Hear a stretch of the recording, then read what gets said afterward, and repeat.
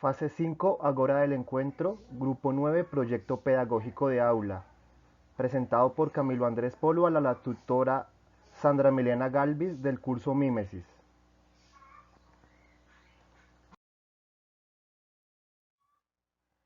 Introducción del proyecto pedagógico.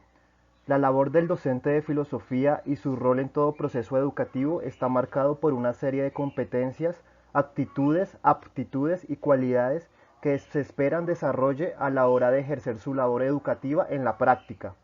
Partiendo de esos atributos y las distintas formas que tiene cada uno de ellos de concebir la educación, se indagará cuál o cuáles deben ser los procesos esperados, las maneras de abordarlo y sus intenciones e interacciones resultantes en el ejercicio de clase en un aula frente a los estudiantes o educandos. Esto con la finalidad de precisar de manera clara y concisa cómo la labor y el rol que debe desempeñar un docente, específicamente el de filosofía, no se debe limitar únicamente a transmitir un conocimiento, sino al hecho de estar en la capacidad de propiciar experiencias de vida en los estudiantes para despertar en ellos una aptitud crítica, reflexiva y propositiva con el fin de abordar y transformar su realidad inminente, impactando con esto sus vidas y las de su comunidad, apersonándose de su cotidianidad, repensando sus relaciones con la sociedad y aportando soluciones que contribuyan a brindar alternativas de cambio ante las injusticias que les rodean y frente a todas aquellas situaciones que ameritan una intervención, haciendo finalmente de la filosofía en sus vidas no solo una teoría, sino también una disciplina práctica y transversal que practiquen en su diario vivir. Formulación y planteamiento del problema. Durante el proceso de observación, análisis y participación activa en clases, al evidenciar las interacciones presentes en el entorno educativo y comprendiendo los roles que se adoptan y presentan en la misma, pasando por el papel que juega un docente como mediador y transmisor de conocimientos, hasta el alumno y su forma de interactuar con la información suministrada por el docente, captándola y reteniéndola desde su propia capacidad de asimilación, surgen ciertas dudas. Exactamente cuál es el papel que debe adoptar el docente en la actualidad, bien como transmisor de conocimientos y formador de personas o alumnos, o más bien como un mediador entre ese conocimiento ya dado hacia el estudiante, al cual debe inspirar y guiar asertivamente. Es así como se empiezan a cuestionar qué está bien y qué está mal dentro de la labor docente, qué es lo recomendable y qué no a la hora de llevar a cabo la labor educativa, y cómo se pueden cambiar esos paradigmas imperantes en la enseñanza de las aulas que bajo la sombra de la vieja escuela y el tradicionalismo sostienen y contemplan al docente como una figura de autoridad portadora de conocimientos que monótona y mecánicamente irá transmitiendo al alumno, el cual no es más que un recipiente vacío por llenar, en donde la noción conservadora del conocimiento memorístico y vertical lleva a los docentes a ser una figura anclada en la obsolescencia y el retroceso, cuando lo que realmente se espera de este es que pueda inspirar y guiar los procesos vitales de sus alumnos, impactando de manera significativa en sus vidas y finalmente siendo capaz de transformar su realidad. El planteamiento del problema siguiendo esta lógica consiste en plantearse la siguiente pregunta: ¿cómo se puede reinterpretar y readaptar el papel del docente de filosofía desde el aula para que su labor sea acorde con las exigencias educativas del mundo actual? Pensando en esa pregunta, justificamos que la labor de todo docente, y más propiamente hablando, el docente de filosofía, está marcada por una serie de condiciones y exigencias de las cuales se desprende lo que se espera sea su labor en cuanto tal, tanto en los escenarios de práctica educativa o en los sitios puntuales, aulas de clase donde llevará a cabo su labor. Es un deber ser del docente adquirir ciertas capacidades, tener ciertos atributos y cualidades que le garanticen el ejercicio pleno y efectivo de su profesión para la cual debe concebir una finalidad específica y definida, la cual se debe dar en el marco de unas metas o fines claros por alcanzar. Apuntando a precisar en este caso cuáles son los fines de la educación, me adhiero al pensamiento de Paulo Freire, educador y pedagogo latinoamericano, quien concibía la educación como un proceso de praxis pedagógica, es decir, un proceso de acción y reflexión sobre el mundo para transformarlo. Se hace así necesario indagar y profundizar en los desafíos que enfrenta un docente de filosofía en la actualidad, en aras de reivindicar la importancia y el papel protagónico de la filosofía para la educación actual, y a la vez precisar cuál es su rol efectivamente, cómo éste contribuirá a fundamentar los fines bajo los cuales se concibe su labor educativa y el impacto que ésta tendrá en los estudiantes como población objetiva y la sociedad en general, donde al tener claro los propósitos, se posibilita una mayor humanización del hombre y de los estudiantes, en un continuo interactuar en y con el mundo y con los demás hombres. Los objetivos se dividen en generales y específicos. El objetivo general del proyecto es partir del conocimiento del rol del docente de filosofía y ser capaces de vincular sus experiencias en el aula con las exigencias de su profesión y los retos educativos a los que se ve enfrentado en la actualidad. Los objetivos específicos son dados de la siguiente manera. Primero, analizar críticamente la relevancia de la filosofía, su papel e importancia en la educación contemporánea. Segundo, precisar el rol y las posturas que debe tener un docente de filosofía en el ejercicio de su labor como maestro. Y tercero, comprender cómo y de qué manera la labor docente impacta en la vida de los estudiantes. El marco de referencia utilizado para llevar a cabo estos objetivos o fines parte de proporcionar una educación mejor en cuanto a calidad y equidad. Y en este sentido se hace necesario indagar por el papel de los maestros, cuál debe ser su rol y las posturas que deben tomar a la hora de impartir los conocimientos de su asignatura, en mi caso específico para el área de filosofía, y cuáles son las distintas dinámicas que pueden y deben aplicar en sus clases en general, destacando todos aquellos elementos pedagógicos y didácticos que incorporarán en aras de cumplir su labor con el mayor grado de compromiso y efectividad posible. Efectividad que se traduce en el cumplimiento de los propósitos formativos y educativos, es decir, precisando los fines de la educación, que considera el docente a la hora de diseñar, elaborar y presentar una clase, precisando la intencionalidad de la misma y su aplicabilidad concreta en la realidad inminente de los estudiantes. De acuerdo a las dificultades presenciadas, identificadas en la enseñanza de la filosofía, se concluye que falta compromiso de parte de los estudiantes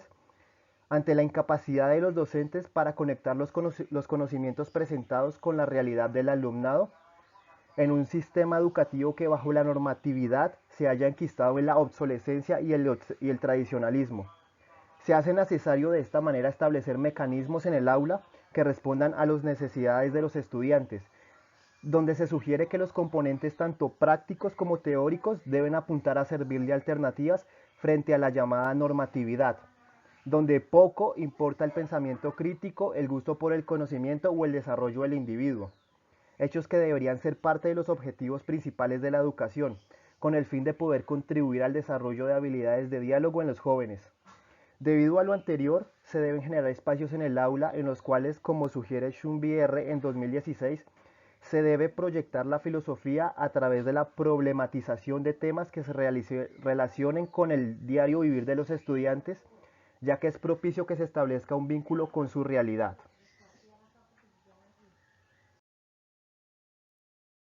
Se precisa así que el rol que desempeña el docente de filosofía y su forma de abordar la asignatura debe incentivar, motivar y despertar una serie de habilidades específicas en los estudiantes. Es por ello que implementar la filosofía y el pensamiento filosófico en el aula, en este orden de ideas, contribuirá a que los alumnos sean creativos, críticos y cuidadosos. El pensamiento crítico, la creatividad y el interés por el aprendizaje van de la mano en el desarrollo autónomo, personal y significativo del conocimiento en los estudiantes.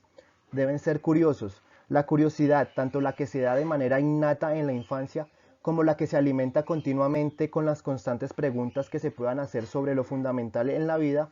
son un paso previo a la filosofía y el vasto mundo del conocimiento, que les ayuda a comprender el mundo que les rodea. Comunicativos, sociales y empáticos. Ser capaz de entender, asimilar, comprender y respetar diferentes puntos de vista ayudará a los estudiantes a tener un compromiso ético y ciudadano acorde con los valores democráticos deseables en toda sociedad sana. Siendo empáticos y tolerantes, y mejorando así sus habilidades comunicativas, lingüísticas y sociales, siendo capaces a su vez de realizar juicios razonados, con conocimientos de causa, reflexivos y comprometidos, activos cívicos y colaborativos, intentando crear un mundo mejor para todos.